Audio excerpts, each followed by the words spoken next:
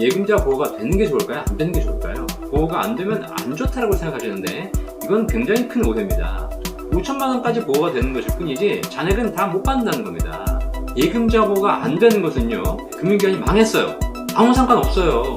브로커, 판매 회사에 불과하다는 겁니다. 훨씬 더 안전하다는 겁니다. 안녕하세요.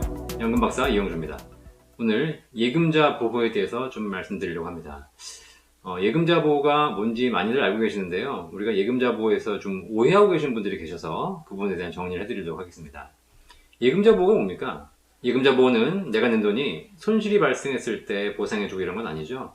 뭐냐면 내가 어떤 금융기관에 가입했을 때 그 금융기관이 파산이나 부도, 즉 망했을 때 내가 납입한 돈 중에서 원리금 포함해서 한 금융기관당 5천만 원까지 보장받을 수 있다는 것이 바로 예금자 보호가 되겠습니다. 특히 이제 최근에 즉시연금이라든가 좀 큰 돈을 맡기시는 분들이 예금자 보호에 대해서 굉장히 관심 많으시고 이 상품이 예금자 보호가 되냐 안 되냐 이렇게 물어보시는 경우가 굉장히 많습니다. 자, 그러면 예금자 보호가 되는 게 좋을까요? 안 되는 게 좋을까요?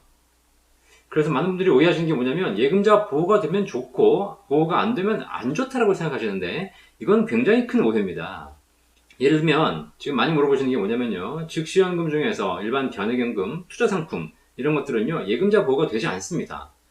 그러니까 이건 예금자 보호가 안 되니까 내가 금융기관이 망하면 내가 이거는 못 받겠구나 라고 생각하시는데 전혀 그렇지 않다는 거죠. 예금자 보호가 되는 것은요 5천만 원까지 예금자 보호 해드립니다. 예를 들면 내가 1억을 가입했는데 그 금융기관이 망했습니다. 그러면 5천만 원까지밖에 못 받습니다. 5천만 원 날아가는 거예요. 그냥 위험하죠. 5천만 원까지 보호가 되는 것일 뿐이지 잔액은 다 못 받는다는 겁니다. 하지만 예금자 보호가 안 되는 것은요, 내가 1억을 맡겼는데 금융기관이 망했어요. 어떻게 될까요? 아무 상관없어요. 지금부터 그걸 설명해 드리도록 하겠습니다. 자, 예를 들면 여러분들이 삼성전자 주식을 사시면 예금자 보호가 될까요? 안 될까요? 안 되죠. 왜? 삼성전자 주식에 투자하는 거 아닙니까? 근데 삼성전자 주식을 어디 가서 가입하십니까? 예를 들면 미래에셋 증권에 가서 삼성전자 주식을 샀다고 한번 생각해 보십시오. 삼성전자가 망해버렸어. 그럼 어떻게 되죠? 내 재산이 날아갑니다. 그건 예금자 보호 되지도 않고요. 그냥 투자에 대한 결과를 여러분이 받으시는 것 뿐이에요. 자, 그런데 삼성전자를 투자했는데 미래에셋 증권이 망했어요. 어떻게 되죠? 아무 상관없어요. 여러분의 삼성전자 주식이 날아가는 게 아닙니다. 중간에 브로커가 사라지는 것이기 때문에 그 금융기관이 어디선가 바뀌어서 거래 사이트, 거래 플랫폼만 연결이 되면 여러분 다시 삼성전자를 파시면 된다는 거예요. 증권회사는 중개사, 브로커에 불과해요. 여러분은 그냥 삼성전자를 증권회사 거래 창구를 통해서 사시는 것일 뿐입니다. 이해되시겠습니까? 무슨 얘기냐? 예금자 보호가 안 되는 것은요, 예금자 보호를 해드리지 않는 것이 아니라 예금자 보호를 할 자산이 없는 겁니다. 자산이 미래에셋 증권에 있어야 보호를 해드리죠. 보험을 예를 들어 드릴게요. 보험 상품 중에서 즉시연금 상품이 예금자 보호가 되는 상품이 있고 안 되는 상품이 있습니다.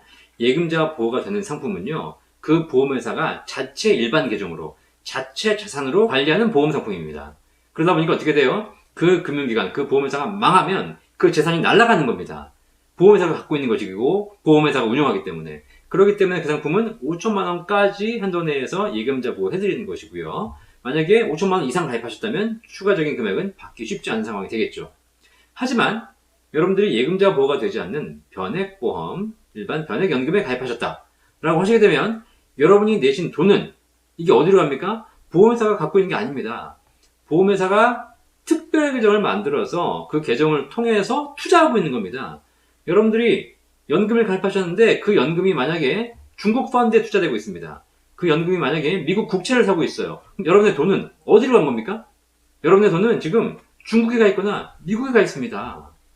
그 보험회사가 망하면 연금 지급받는 방식이라든가 그 회사의 기본적인 플랫폼에 영향이 있을 수는 있겠지만 여러분 자산은 지금 투자 중이라는 거죠. 그렇기 때문에 예금자 보호를 안 해드리는 것이 아니라 예금자 보호와 관계가 없다라는 거예요. 이렇게 투자 상품은요, 판매사가 있고 자산운용사가 있고 수탁회사가 있어요. 판매는 판매하는 기관이고요. 그 돈을 가지고 운용하는 기관은 자산운용사고요. 그 돈을 실제 관리하는 회사는 수탁회사예요.